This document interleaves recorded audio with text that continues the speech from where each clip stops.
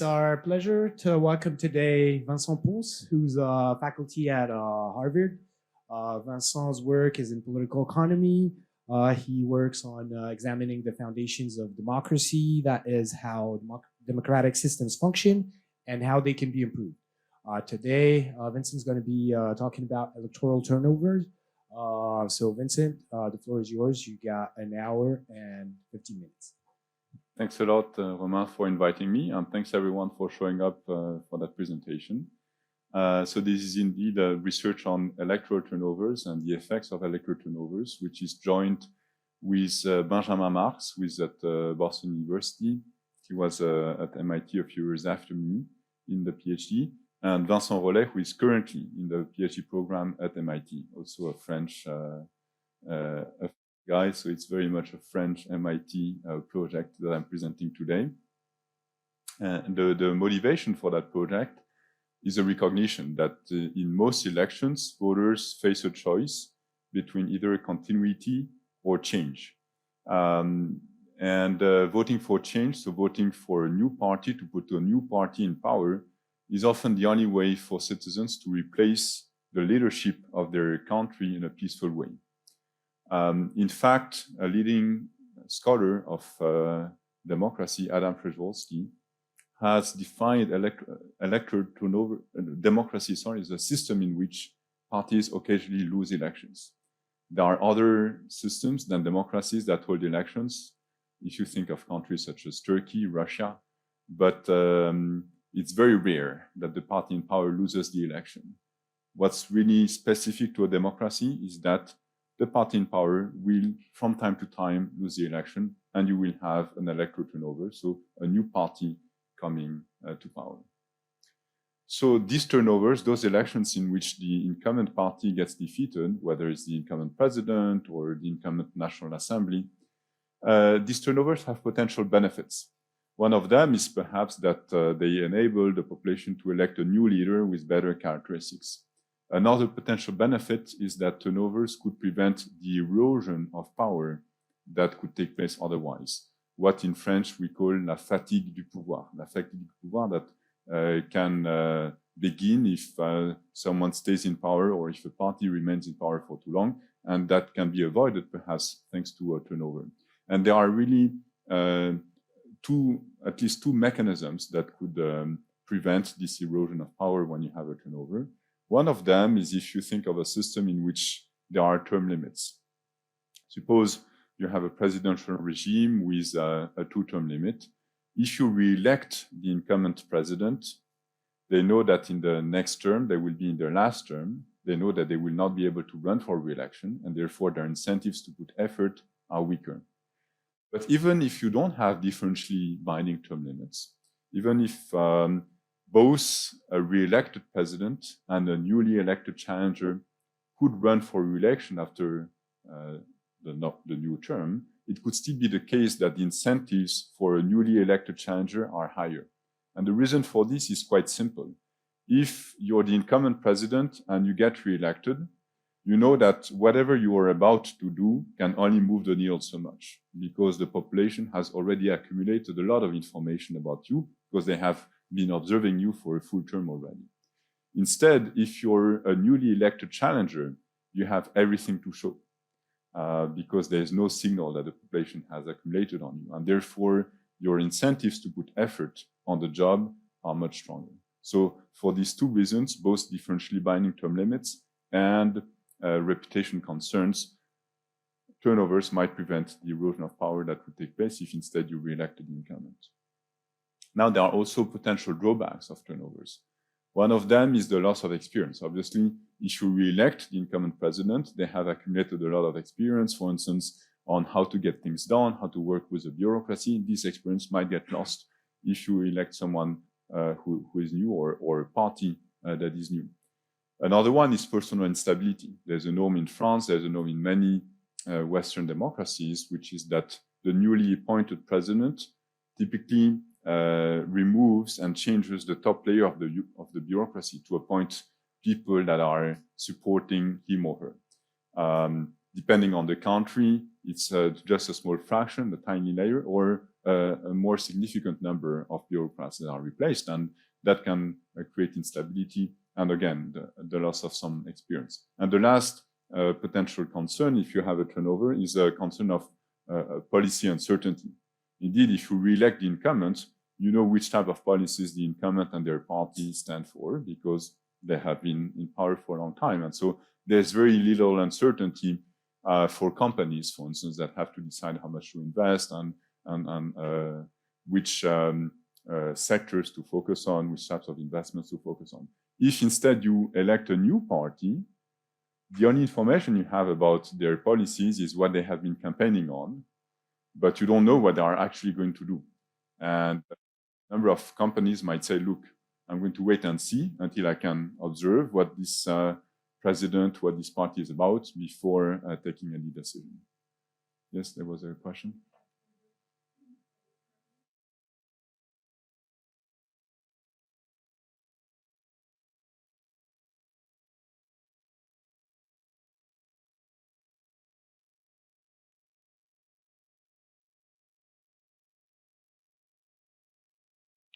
So in this paper, we're going to define turnover at the party level. And so if a party can get reelected, then you wouldn't have differentially binding term limits.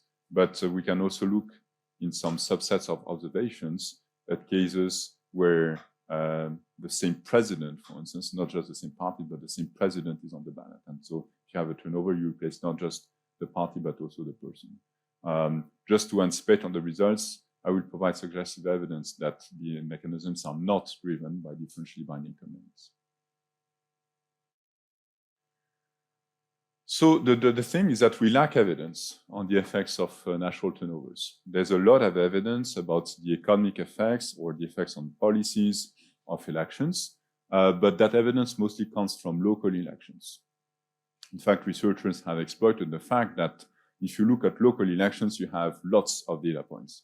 For instance, you can play around with results from French municipal elections, and each year you will have 36,000 data points. If instead you look at the country level, you have much fewer data points, even though you look at a broader sample of countries. But we think that it's important to measure the effects at the national level because the national level is the most consequential for policy. We also think that assessing the costs and benefits of turnovers is particularly important today, given the important debates that exist about populism and about democracy. There has been for a while now increasing questions raised about democracy. Is that really such a good regime when you have counter proposals such as a Chinese way of governing? And we think that as part of this debate on democracy, it's important to measure the impact of that important component, which is the fact that occasionally you will have a turnover, by difference with, for instance, a Chinese regime where forever you have had the CCP in power. Today, 51% of countries are liberal or electoral democracies, so a majority of countries are democracies. You have other countries that are electoral autocracies that also hold elections. But we're at a moment where after multiple waves of democratization, there's a new ebb of democratic backsliding. And so in that context, we want to measure the effects of that important components of democracy. So the question that we ask is, do electoral turnovers improve national performance relative to the re-election of the incumbent? If so, by how much do turnovers improve performance? On which dimensions exactly? And for which reasons?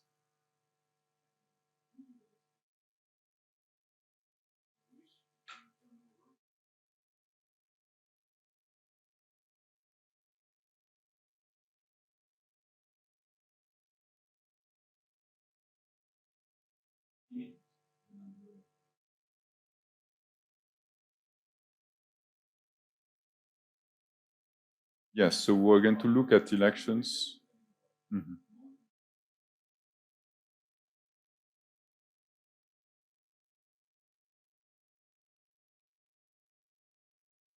Yes, so because we define turnovers at the party level for the most part, even if the president himself or herself cannot run, there might be a representative from their party in which case we would call that representant the representant of the incumbency. But I'm going to define much more precisely in a second what we call turnovers. How we define them? Yes?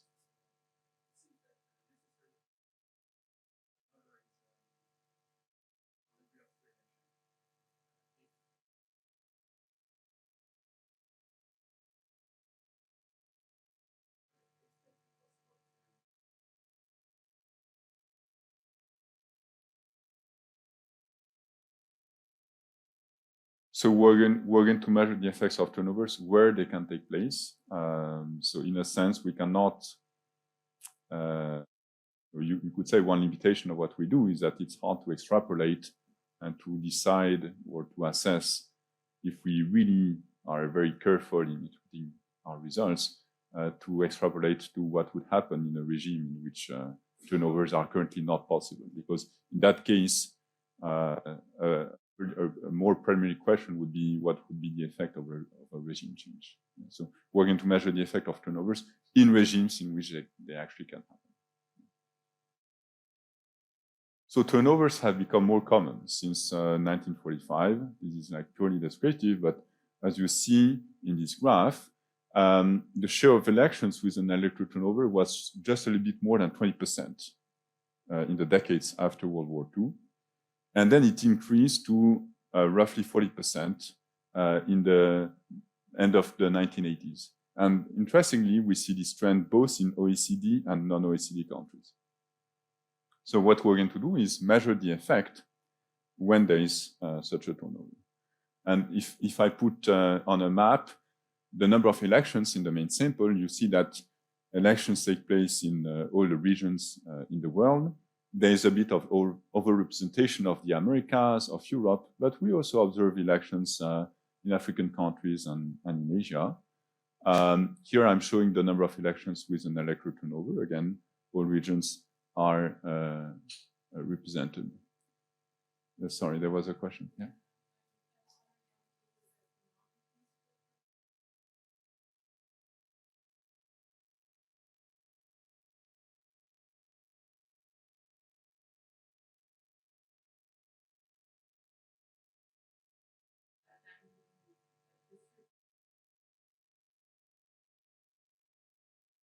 No, we would include you because whether or not you have a coup after the turnover might be endogenous to who wins the election. So we don't want to exclude these elections. One thing that we can check is whether coups are more likely to take place after a turnover, which ex ante you could have expected. You know, perhaps when there's a turnover, the incumbent party prevents the transition of power from taking place. In practice, it's not the case. So there's no effect of turnovers on the likelihood of a coup taking place in the years after the election.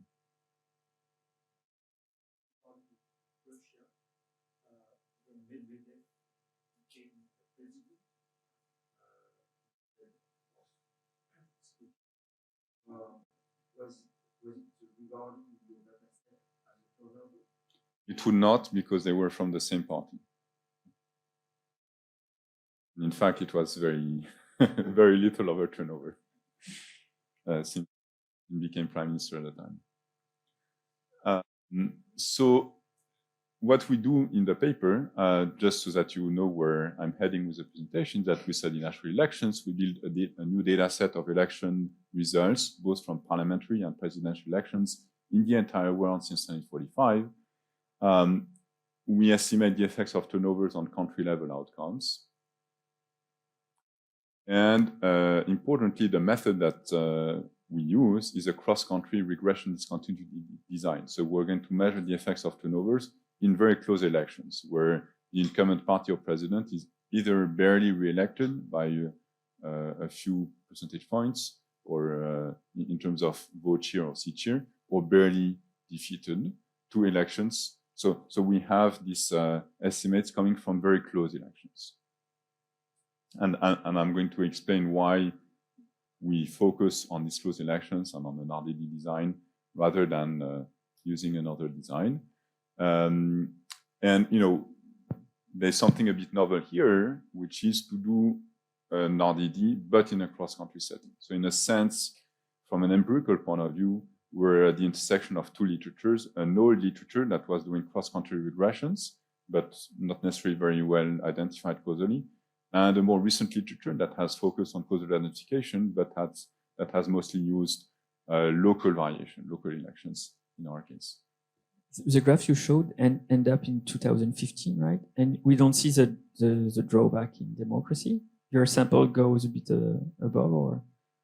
So the last elections we include, since we measured the effects 3 to 4 years after the election, must be in 2015, 2016.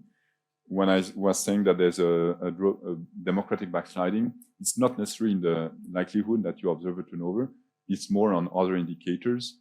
For instance, the rights of the opposition to campaign, the rights of the minority. In a number of countries, you see that in these different measures, democracy is falling off the cliff. And it's the case in India, it's the case in Hungary, it's the case in Turkey. And to some extent, it's even the case in the US and in France, that, or in other very old democracies, that you have increasing dissatisfaction at the very least with the way in which democracy works.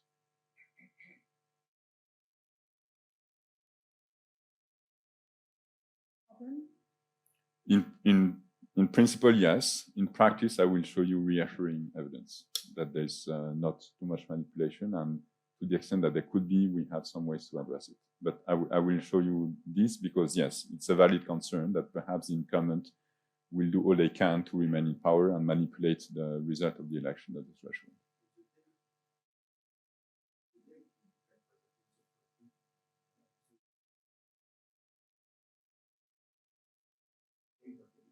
So that's okay for us because in the end, as long as the result of the election, whatever its date, is random, then we're happy because, you know, in some cases, 50% of the cases, you will fall on the left, 50% of cases on the right. We're actually interested in incumbents manipulating the date of the election in another project where the question we ask is, what are the factors that lead to a turnover, that increase the likelihood of a turnover, or instead that give an incumbency advantage to the incumbents.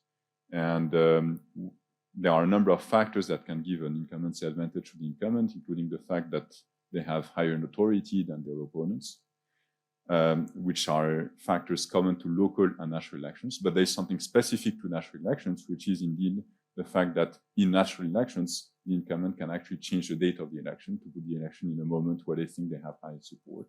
So we're very interested in that, but this is not a concern for the identification strategy for that particular project.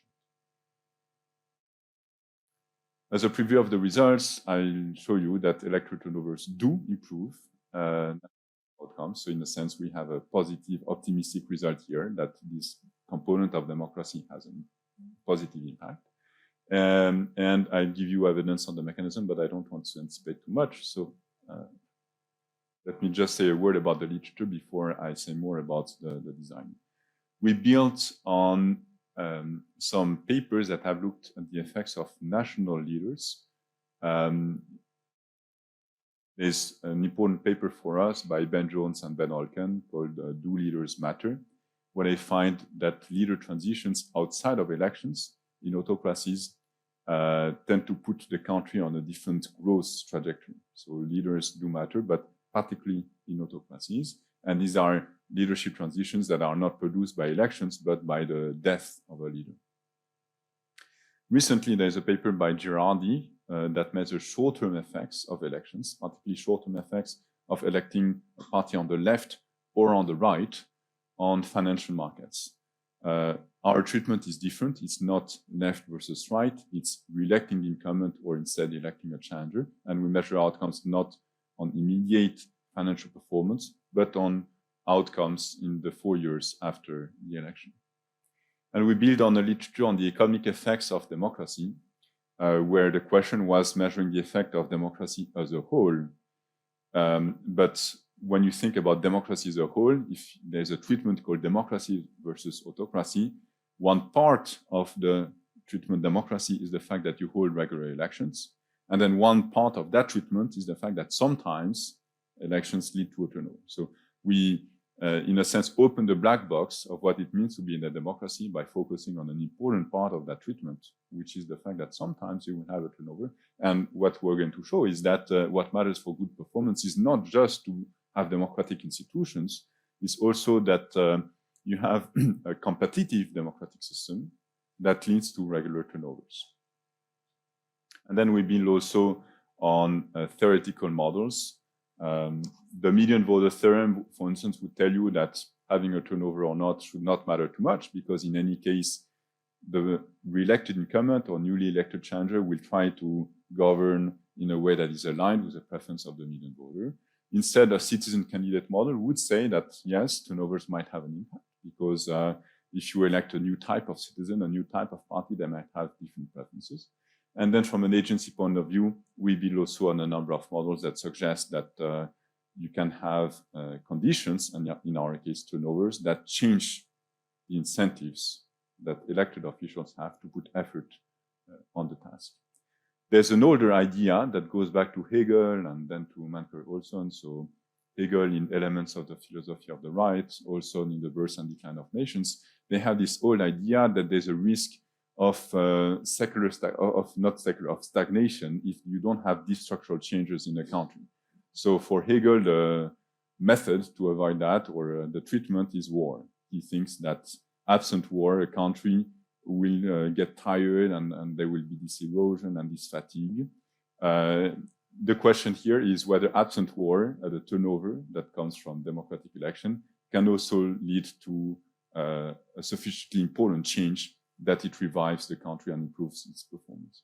And then there's a bunch of evidence from local elections about the effects of representation, so the effects of certain characteristics of leaders, as well as agency. For instance, Ferraz and Finan find in Brazil that mayors who face re-election because they are in their first term are less corrupt than mayors that were re-elected and are in their second term. So this is a case in which differentially binding term limits provide differently binding incentives to newly elected or re-elected mayors. And there's another paper also in Brazil, more recent, that finds that mayor turnovers can also have a negative impact because they can decrease the quality of public service due to a complete replacement of the bureaucracy in these Brazilian municipalities. That's again a mechanism that could also take place at the country level in our setting. So let me say a bit more about the empirical setting and the strategy, and then I'll show you the main results. And finally, some evidence on the mechanisms.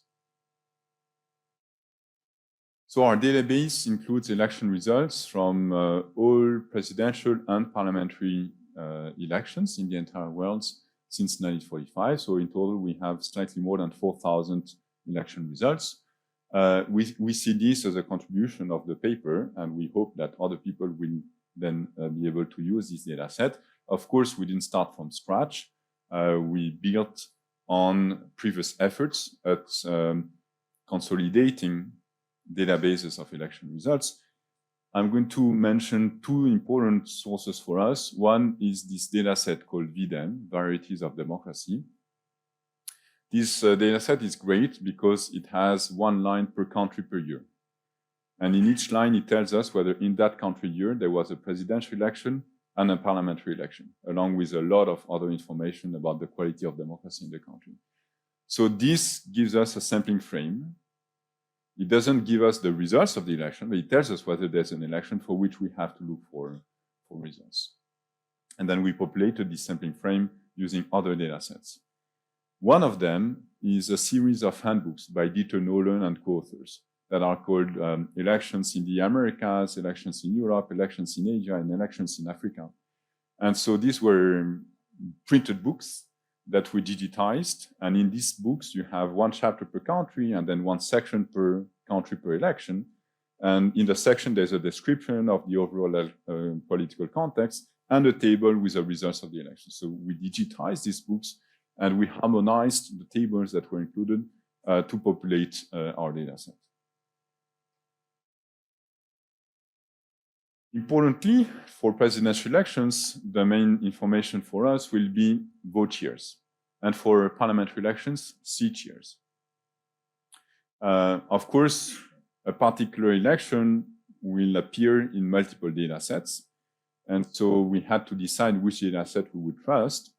And what we did is that we prioritized academic sources, which are the most used, showed the fewer inconsistencies. For instance, we checked whether the sum of the vote shares was equal to 100% and not more. And also that had the largest time and spatial coverage. But we did a lot of work to cross-check different sources, and we had separate research assistants code the same election. And we find very high correlation, of course, as expected, between the coding by different arrays. So we're quite confident about the quality of the data overall. In parliamentary elections, the unit of analysis is a coalition. Why? Because what matters, and by coalition, I mean an ex-ante coalition, because what matters for whether or not you have a turnover is in some cases the result of the coalition as a whole, not the result of a specific party. If you think, for instance, about Germany, what we call an ex-ante coalition is a coalition between the CDU, which is a right-wing Christian Democratic Party in the vast majority of the country, and the CSU, which is a sister party of the CDU in the state of Bayern. What really matters is the total seat share of CDU plus CSU. It doesn't really matter whether the CDU alone has a plurality of seats, because they will govern together or not at all. And that's clear from before the election. In that case, that's what we focus on, is the seat share, total seat share of CDU-CSU. We distinguish these cases from cases where you have an exposed coalition. If we stay in Germany, sometimes you have an exposed coalition between the SPD, the left-wing party, and the Green Party. But that's endogenous to the result of the election. And given that we use an RDD, we cannot use exposed coalitions as unit of analysis. Yes.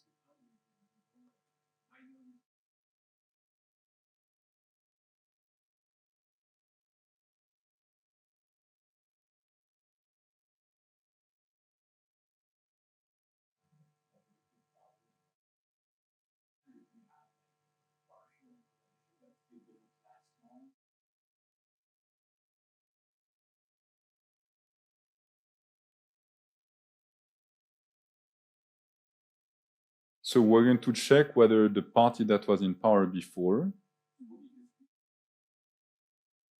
Yes. So if they have a plurality of seats, if the party that had a plurality of seats the previous time keeps a plurality of seats, even if it's not a majority, we say that there is no turnover.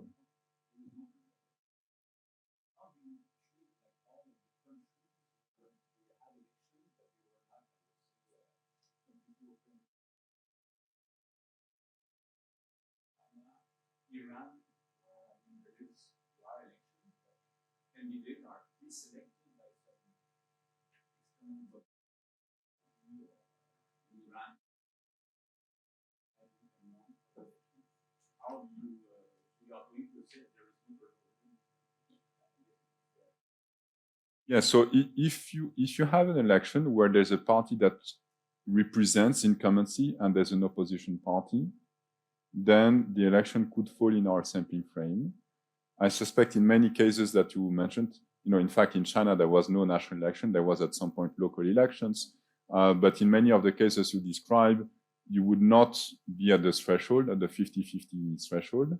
So the election would not enter in our RDD. But as long as there is a representative of the incumbency and an opposition party, the election is eligible to enter in the sampling.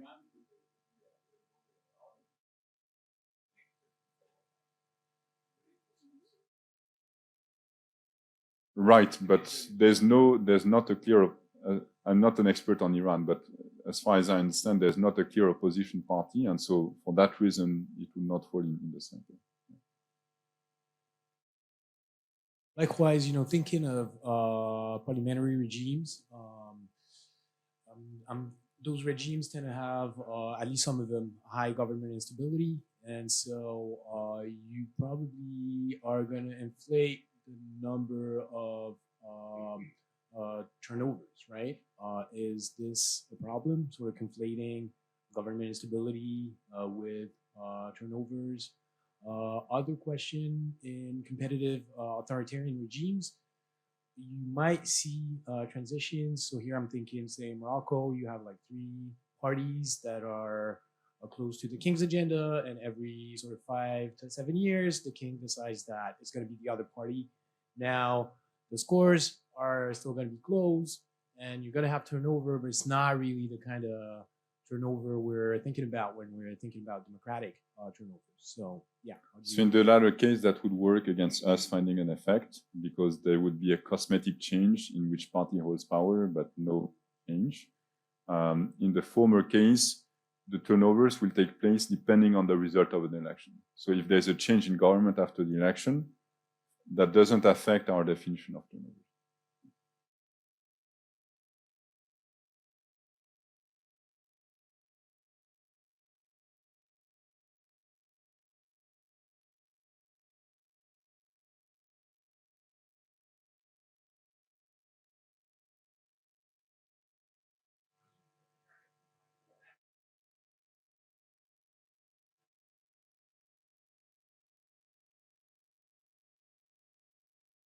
So a close election, we would compare the seat share of the CDU-CSU with the seat share of SPD. And if the seat share are close, that's a close election, no matter how far they are from 50%. And in parliamentary regimes, we say that there's a turnover if the party that had a plurality of seats before loses the plurality of seats. And there's no turnover if they keep the plurality of seats. And we look at whether or not you have a plurality of seats for exactly the reason you mentioned, which is that there's a norm that whichever party has a plurality of seats has a first mover advantage in forming a government. And so it is often, even though not 100%, but often the case that that party will not just have a plurality of seats, but they will also designate who is the prime minister. That norm exists in many countries, but again, it's not 100%. And so in the main specification we measure the effect of electoral turnovers. And then we have another specification where we measure the effect of a turnover in who holds power in the executive branch. So which party the prime minister comes from. And then in a sense, that's a fuzzy RDD because we instrument a turnover in the executive level by a turnover in the electoral level. Okay. These are the number of elections in the sample. In blue, you have the number of elections in our data. In red and green, the number of elections in previous data sets. So we're very happy because we have more elections than previous data sets. But what you can also see on this graph is that you have more elections over time. That's simply because you have a number of countries that democratize after 1945. That's the same for parliamentary elections. Again, we have more elections as time passes. We have then to merge the data set of elections with the data set of outcomes that comes from multiple sources. We're going to measure the effects on economic performance, which is an index of 4 components: GDP per capita growth, inflation, unemployment rate, and trade intensity, which is just exports plus imports over GDP. The second outcome is Human Development Index. And the third is the quality of democracy as rated by the same data set that I mentioned before, VDEM. Importantly, we windsorize the variables with the highest variance. And the reason why that's important is that there are some countries with inflation rate of 3,000% because they went through an episode of hyperinflation. We don't want these specific cases to drive all the results. So we have to windsorize. Of course, when you windsorize, there are a number of degrees of freedom. How exactly do you windsorize at which percentile? So we check the robustness of our results to different ways of windsorizing or trimming the data. And then we aggregate the 4 economic performance variables into an index by averaging their standardized components. And we do the same. We build a general index of performance, aggregating all outcome variables. And the reason why we do that is because we look at multiple outcomes, as you can see here. So we want to make sure that we're not just getting something significant on one outcome, but not on others, because we do multiple tests. So in a way, the effects on the aggregate index will be the main effects, and the main question will be whether we have a statistically significant impact on that main index. And then to be precise, what we do is that for each election, we're going to take the average of an outcome in the 4 years after the election, which is the typical length of a term. So for instance, we measure the average level of inflation in the 4 years after the election, and we subtract the value of inflation in the year before the election. The reason why we do this is that it's a way to anchor the value of the outcome based on the average value of that outcome in that period, in that country. That's a way to take noise away from the data, noise that comes from the fact that we look at the cross-country setting, where you have countries where, let's say, the average level of inflation is 15%, others where it's 2%. So we want to make sure that we absorb some of the noise, and taking the difference with the pre-election value of the outcome enables us to do that. Again, there are multiple ways to do this. We could have taken an average of the 3 or 4 years before the election. So the paper, we have lots of appendices where we check the robustness of our results to how exactly we define the outcome. And here, in that case, we show that the results are robust, taking an average instead of just the value before the election. All right, so I mentioned that we use an RDD. So why do we use an RDD? Well, the ideal design would be to take elections in which you have a candidate that represents incumbency and a candidate that does not, and to simply randomize who wins the election. Of course, we cannot do this, but it's useful to have this in mind as a benchmark for what we would like to estimate. Since we cannot do this, an alternative is to simply run an OLS, is to take elections in which the incumbent is re-elected and to compare what happens with two elections in which instead a challenger is elected for the first time. Now, there are two important issues if we were to run such a regression. The first one is whether the incumbent wins or loses is typically endogenous to past outcomes. So there's a lot of evidence that if you have an economic crisis before the election, the incumbent is more likely to lose. But that's a problem because it means that elections with turnovers are elections that are more likely to be preceded by an economic crisis. And if the economy rebounds after the election due to business cycles, then we would see that after a turnover, there's an improvement, and we would attribute this to the action of the challenger, whereas instead it's just the result of a natural business cycle. A second problem with just comparing in a simple OLS setting elections with a turnover and without a turnover is that the incumbents who win may be of higher quality than the average incumbent, or the challengers who win may be of higher quality than the average challenger. And so we would be comparing incumbents and challengers of quality that is unrepresentative of the average incumbent and the average challenger. So it's not very clear what we would be learning from that point estimate. The good thing with an RDD is that it addresses both issues. First, it ensures that the past outcomes, for instance, the past level of GDP growth, the past level of inflation, are identical at the threshold when you have a turnover and when you don't have a turnover. And that's something that we can measure and verify empirically. In a sense, when you are at the threshold, whether or not you have a turnover is quasi-random. And so we should expect, and we can verify that the economic performance and other indicators are the same on the two sides of the threshold. And the second thing is that at the threshold, incumbents that marginally win should be expected to be very similar to incumbents who marginally lose. And challengers who marginally win should be expected to be very similar to challengers who marginally lose. And therefore, in a sense, we are randomizing who wins between the incumbent and the challenger when we are at the threshold. Of course, there are also drawbacks of using an RDD. Most importantly, are external validity concerns. The threshold incumbents perhaps are unusually bad, because remember, in the graph I showed before, in the median election, the incumbent is re-elected. Even in the later period, after the 1990s, you only have turnovers in 40% of elections. So perhaps those elections in which you are at 50-50 are elections in which incumbent is worse than the average incumbent, which could endogenously invite good challengers to compete against them. And so then we would be measuring effects in a context in which the question is whether you re-elect an unusually bad incumbent or instead you elect an unusually good challenger, and then it would not be very surprising that we find positive effects. So in the paper, we discussed that concern, and I'll show you some evidence that it doesn't seem that the results are driven by this type of differential quality between incumbents and challengers.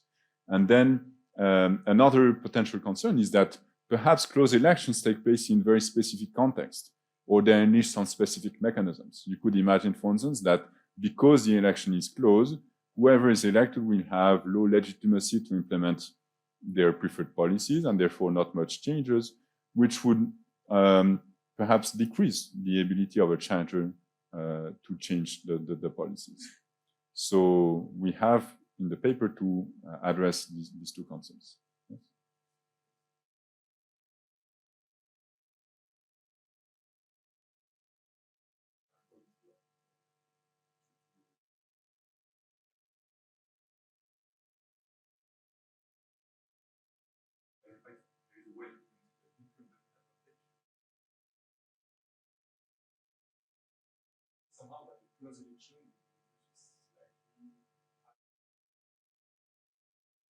Right. So I didn't mean that, and I didn't say that that the incumbent is of the same quality as the challenger. Rather, that a winning incumbent will be of the same quality as a losing incumbent at the threshold, and a winning challenger will be of the same quality as a losing challenger. But it might still be the case that there's a delta in quality between the incumbent and the challenger, and we want indeed to make sure that we want to know whether the results are driven by that, by the fact that perhaps the challengers at the threshold are of super high quality, perhaps much higher than the average challenger. And I'll show you some evidence that doesn't seem to be that this is what's explaining the results.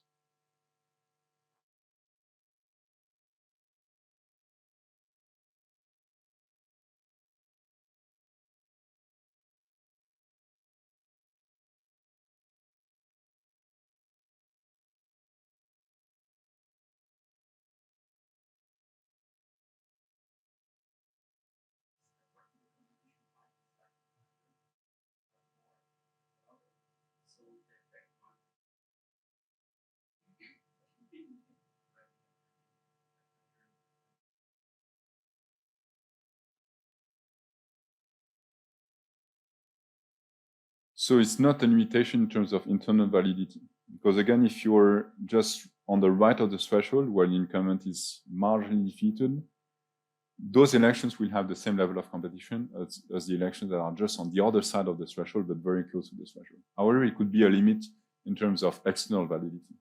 And I'll show you some evidence about the effects away from the threshold, which enables us to discuss these external validity concepts. Because you're right that elections at the threshold are elections that are more competitive than elections away from the threshold. And because they are more competitive, the effects we measure might not take place in a less competitive election.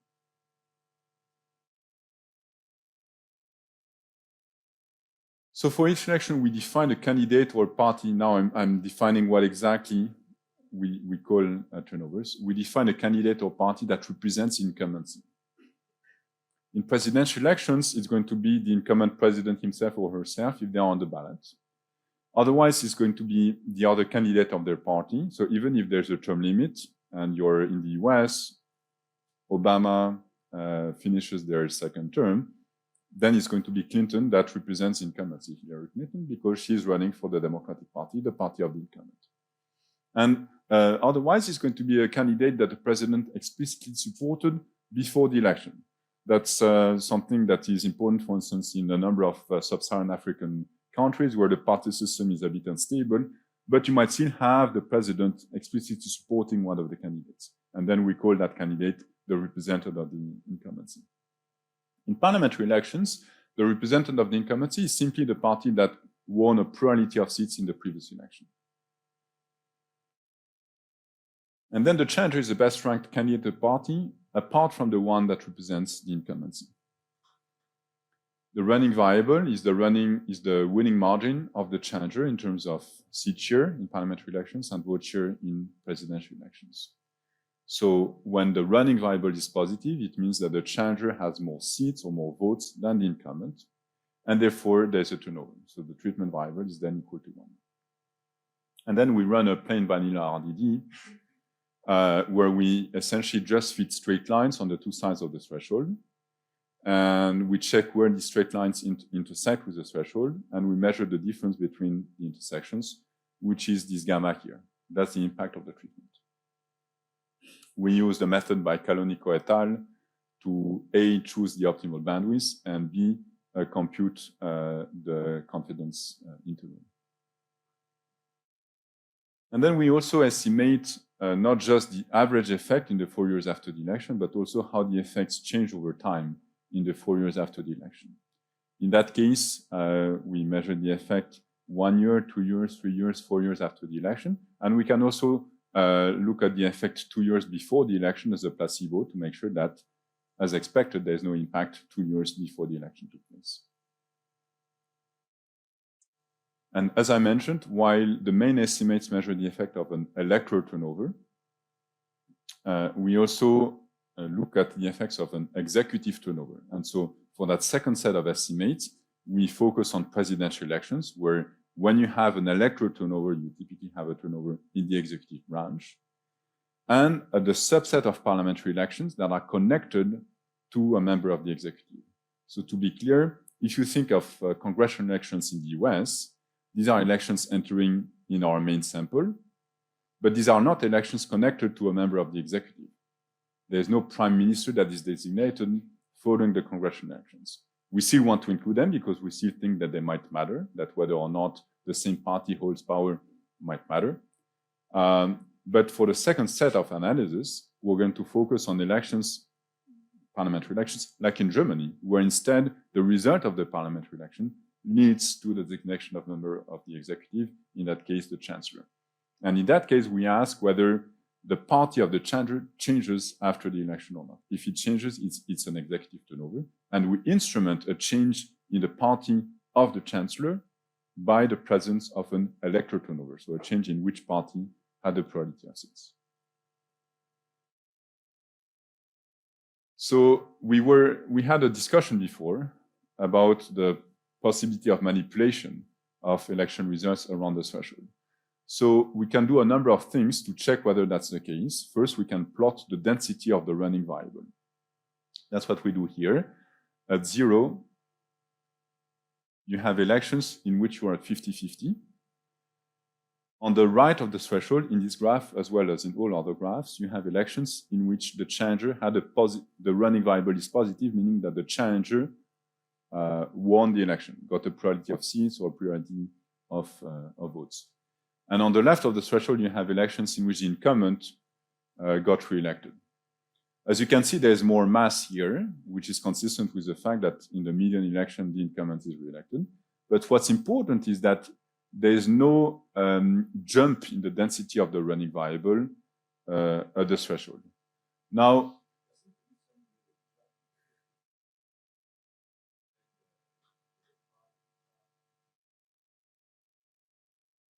so overall, yes, there's more mass, and here we're a little bit higher, but we can test statistically whether that difference is significant, and it's not.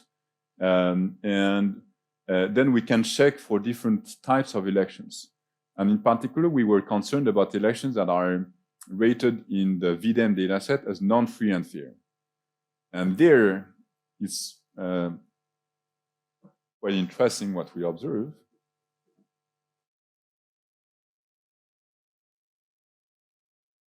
So here, there's a clear jump, right? These are elections in which the incumbent is marginally re-elected. And in these elections that are non-free and fair, the incumbent seems to be very lucky. So they often fall on the right side of the threshold. So when we saw that, we had to decide what to do with these elections. And we thought that there are two possibilities. One is manipulation. The incumbent manipulates the results of the election to make sure that they stay in power. A second possibility is endogenous ex post rating of whether the election was free and fair by an expert. Suppose you are an expert and you are invited by VDEM to decide whether a specific election was free and fair. If you observe that the election was won by the challenger, you might say, no, of course it was free and fair, otherwise the incumbent would not have allowed that. If instead the incumbent is marginally re-elected, you might think, no, it was not free and fair, the incumbent manipulated the election. And if that's the way in which you rate the free and fairness of the election, then you will get exactly that picture, even if there's no manipulation. So what we do is that we keep these elections in the main sample, and we check the robustness of all the results to dropping those elections.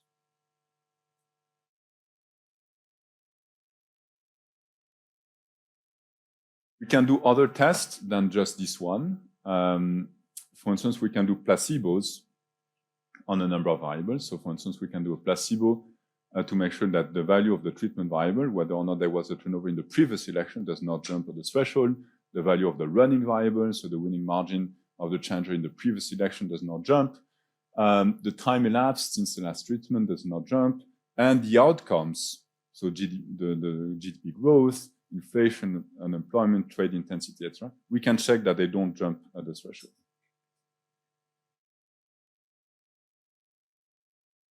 All right, so now let me show you the main results. And first, remember that oftentimes an electoral turnover leads to an executive turnover. So keep this in mind when we interpret the results, that oftentimes we will measure the effect of not just a change in who wins the election, but a change in who holds power in the executive branch of government. That's what documents this. So on the right side of the threshold, you have elections that are won by the challenger. And what you see here is that when you have an electoral turnover, oftentimes you have an executive turnover as plotted on this graph. That's the case overall, and it's also the case in parliamentary elections. And that's a result in and of itself. When you focus on parliamentary elections, a party that just wins a plurality of seats is disproportionately more likely to form the government. In some countries, it will be the case that the king or the queen will call the head of the party that won a plurality of seats and will invite them to form a government. So this party has legitimacy and a first mover advantage to do so. So even though they will not form a government with 100% of chances, they are disproportionately more likely to do so. Okay, so now let me show you the effects on economic performance first. As you see here, economic performance, so this index of 4 components, is higher when the challenger wins the election than when the incumbent is marginally re-elected. And if we look dynamically over time, we don't see an effect in the year of the election. That's perhaps not surprising. It would be, in fact, a bit worrying if there was an immediate effect. The effect takes a few years to materialize and is highest 3 years after the election. And then look at the effect on Human Development Index. Here, the results are more noisy, as you can see on this graph. It looks like there's a positive effect, but the effect is not significant. And if we look dynamically, it only materializes perhaps 5 years after the election. But again, this is much less precise. Human Development Index is an index that you would imagine takes more time to show an effect than the immediate economic performance. So that's consistent with this. And finally, we can measure the effect on the quality of democracy, where again, we find a positive and this time significant effect. And the effect is the highest 3 and 4 years after the election. We're careful in interpreting that result because that could also reflect ex post endogenous rating by experts. You're an expert, you're invited to rate the quality of democracy in a country.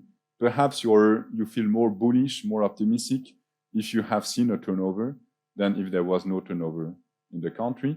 And so we are a bit careful because that index is mostly expert coded rather than something very material that could be verified using external data.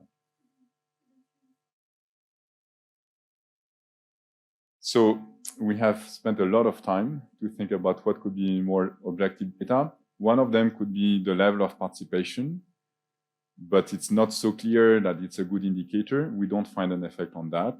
The reason why I say it's not so clear it's a good indicator is that if you look at the US, for instance, participation today is record high. And part of this is because there's very high polarization, very high tensions between Republicans and Democrats. So it's difficult. One thing that we did is because the overall quality of democracy is really a sum of multiple indices, we checked which of these indices seems to co-vary the most with the occurrence of an electoral turnover, suggesting that perhaps experts, when they rate the quality of democracy on that dimension, might be influenced by the fact that they observe the turnover.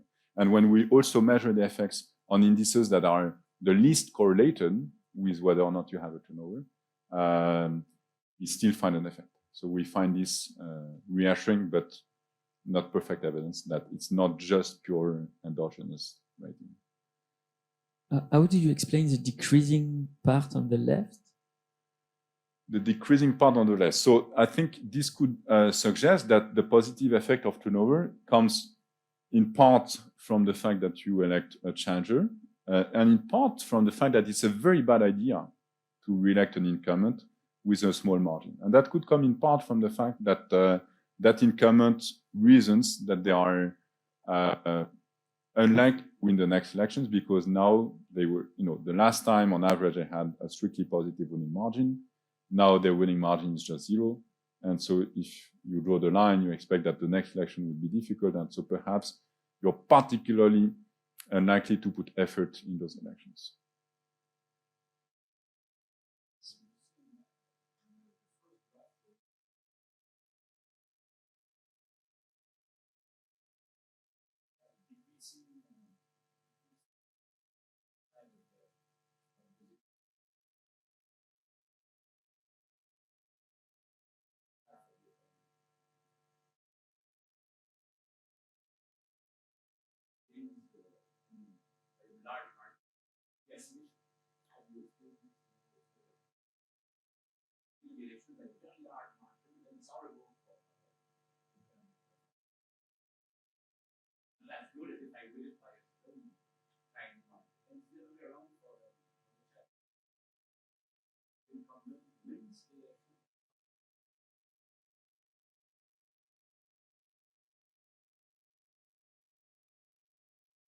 So it's difficult to explain this, and the reason why it's difficult to explain this is that the types of elections that are going to appear here and there are going to be completely different. So here we're going to compare different periods. In particular, for instance, remember that incumbents were very likely to be re-elected in the decades after World War II, and turnovers are more likely today. So here we will have a bunch of observations that come from, for instance, in Europe from the 30 glory years. And so, I would not interpret the fact that the performance is higher here as just reflecting the fact that it's very good to re-elect an incumbent with high margin. Perhaps this is just coming from the period in which those elections were taking place. And it's because of this issue in the composition of the sample that we really focus on what's going on at this threshold.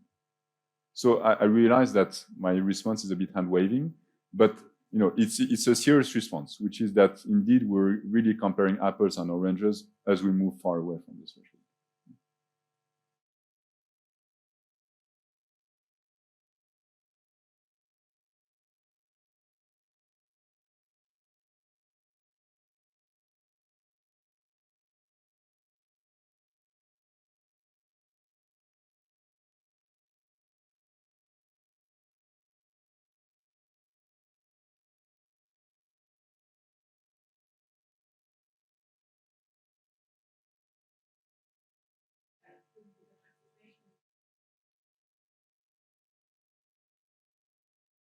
I'll show you some evidence on external validity, and we can continue the discussion then.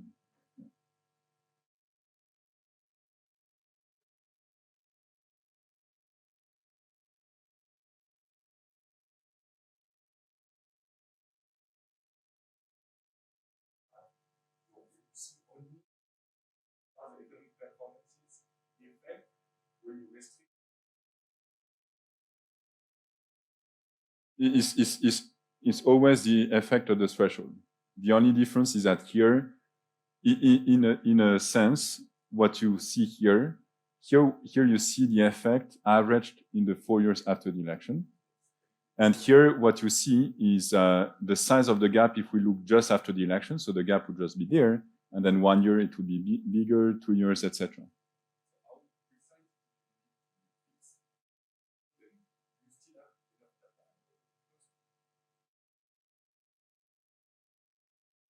Yeah, no, we have much fewer. So typically in the bandwidth that we use to estimate the results, and I should have mentioned that, we have about 1,000 elections. The way in which the bandwidth is set is using the algorithm by Calonico et al. So we don't, it's not us choosing the bandwidth. We tie our hands, we follow that algorithm. It turns out that the bandwidths that are selected are still relatively big, 10 to 15 percentage points on the two sides of the threshold. We don't take an average. These are the observations used to feed the straight lines. And then the effect is estimated right at the threshold, but using all these observations to feed the straight lines. What we check is which results we get if, for instance, we divide this optimal bandwidth by 2. And so we use a more narrow set of observations, and we get very similar results.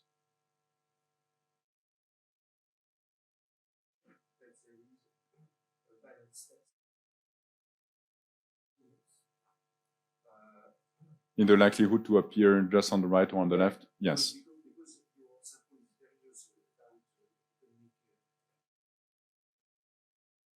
Yeah.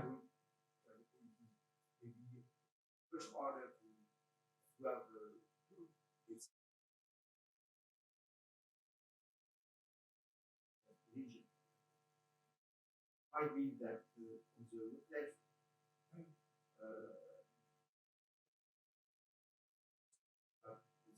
in Europe, right-hand side, you have result of Asia. Yes, and we check that this is not the case. And when you're just converging to the threshold, it should not be the case, and we can verify that. Yeah, it's balanced. Yeah. So to be concrete, we take an outcome, a dummy, which is equal to 1 if you're in Europe, for instance, and then 1 if you're in Asia, etc. And we check that there's no jump in these dummies. So guys, our presenter has 10 minutes left in his presentation. So, for the sake of time, I suggest you keep your very interesting questions for the Q&A. Thanks. How much Q&A will there be? Not much. Okay. Very short Q&A. I have shown you the main results. I'm now going to essentially show you 2 other things. One, we have had a number of discussions about external validity. So I want to show you something on that. And second, an idea about the mechanisms.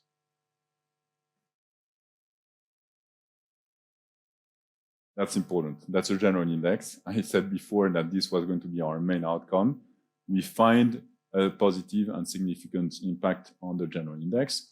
And just on the main results, the last thing I want to mention, for now, I have just shown you an effect on economic performance. That was this index of 4 components. The effect is mostly driven by an effect on inflation. So there's less inflation when you have a turnover. An effect on the unemployment rate, which is important, just above the statistical significance, with a p-value of 0.104, and an effect on trade intensity. Okay? But there's no effect, or a very small effect, on GDP per capita growth. Okay? So I don't want you to take away from this that if you have a turnover, it's going to increase growth. It's going to improve the economy on other dimensions, but there's no strong effect on economic growth. Let's do that. We look at heterogeneity. The effects are larger in presidential regimes than in parliamentary regimes, and they are larger in non-OECD countries, and also more precisely estimated because we have more elections then.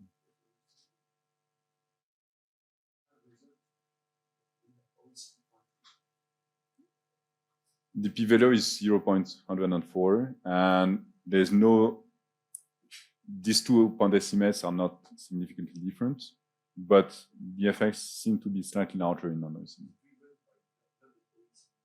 Yeah.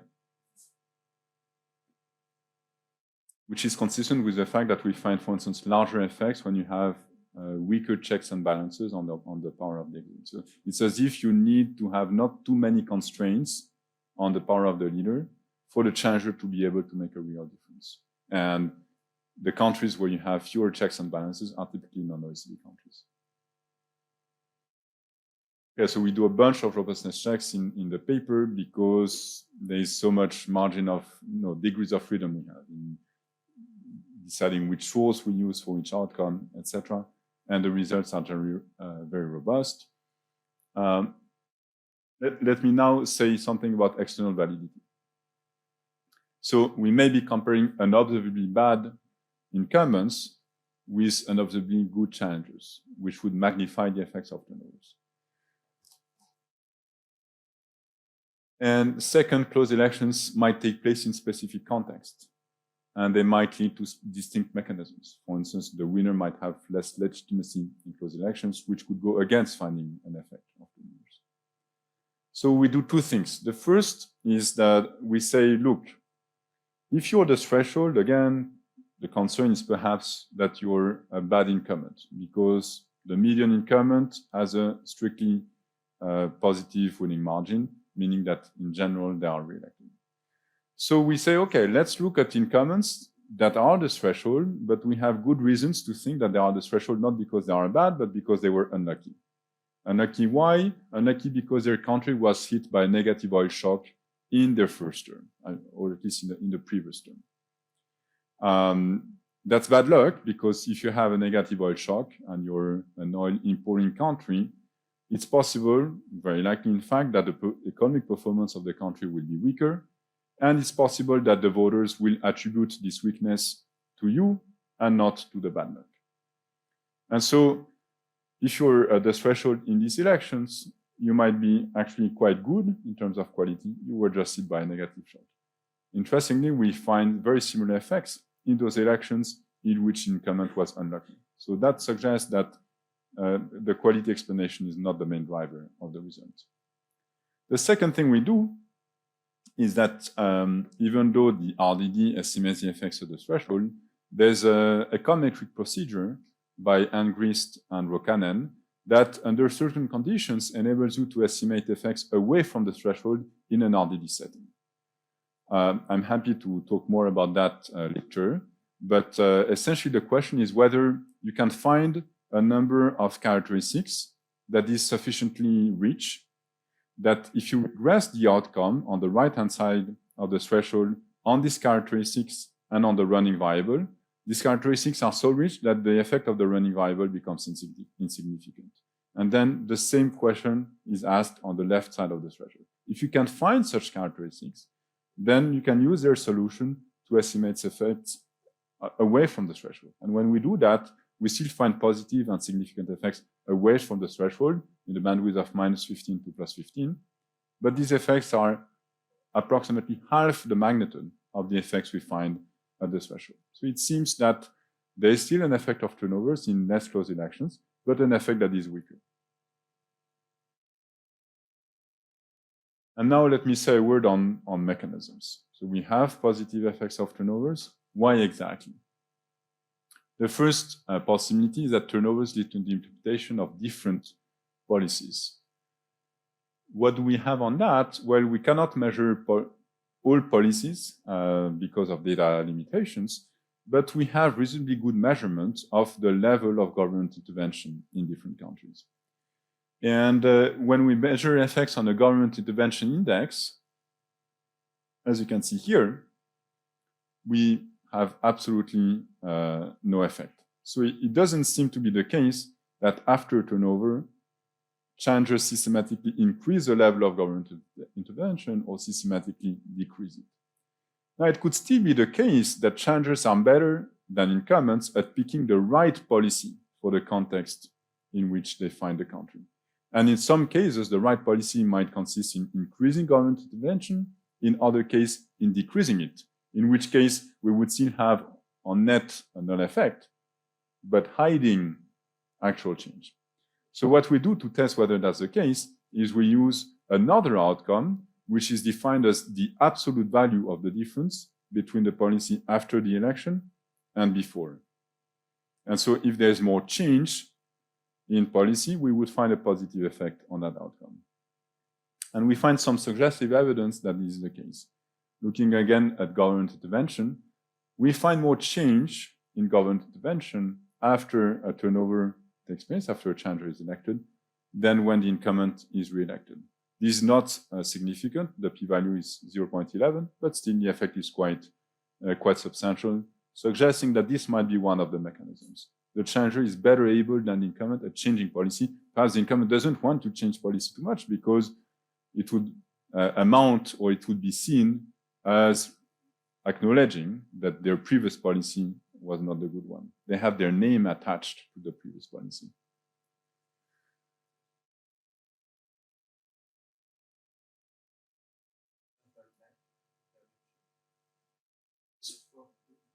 So yeah, we have exactly this. We were assuming, since some of the effects are on inflation, we were assuming that these effects would be observed when you have less central bank independence, because if the central bank independence is going to implement its optimal monetary policy independently of the result of the election. And that's what we find. We find the effects on inflation to be larger when the central bank independence, which is rated as a continuous variable, is below median, and much lower effects when it's above median. So I think that's consistent with your intuition. The second mechanism is perhaps that turnovers lead to the designation of leaders that are systematically different from incumbents. Again, we cannot measure leader characteristics on all the dimensions that we would like, but we can look at ideology and quality. And I'll just say something about ideology that we can measure directly. So we can verify that turnovers do not lead to the designation of leaders that are systematically more to the left or systematically more populist or illiberal than the reelection of the incumbents. And for quality, we do a bounding exercise that I don't have time to present now, but we find additional evidence on top of the oil shock exercise that I mentioned before, suggesting that the difference in quality between the challenger and the incumbent is not the main driver of the result. And the third possibility is that turnovers improve leader accountability. We find some evidence for that. We have an index of control of corruption that shows a positive impact. So there's less corruption, better governance when a turnover takes place. And overall, using multiple sources, we built an index of absence of corruption, showing a positive impact. And interestingly, the impact we observe shows the same time patterns, with the effect peaking 3 or 4 years after the election, as the patterns we found for the effects on the main outcome of performance, suggesting that indeed the decreased corruption might be one of the mediating factors explaining the effects of turnovers on the performance of the country. So overall, the evidence suggests that the improvement in country performance is driven by agency, by the fact that leaders have more reputation concerns, and perhaps as a result of that, they are A, less corrupt, and B, more likely to change a policy when a change of policy is required. To conclude, in this project, we build a novel data set of national elections, and we implement a cross-country RDD to evaluate the impact of electoral turnovers. We see this data set as one of the contributions of the project. Then we find that turnovers improve country performance on multiple dimensions. The main mechanisms seem to be policy change and improved governance. And in another paper that I anticipated on, we ask a related question, which is, if turnovers have a positive impact, we need to better understand which factors increase the likelihood of such turnovers taking place. And so we're looking at that in another project. Thanks again for all the questions and for the engagement with the paper.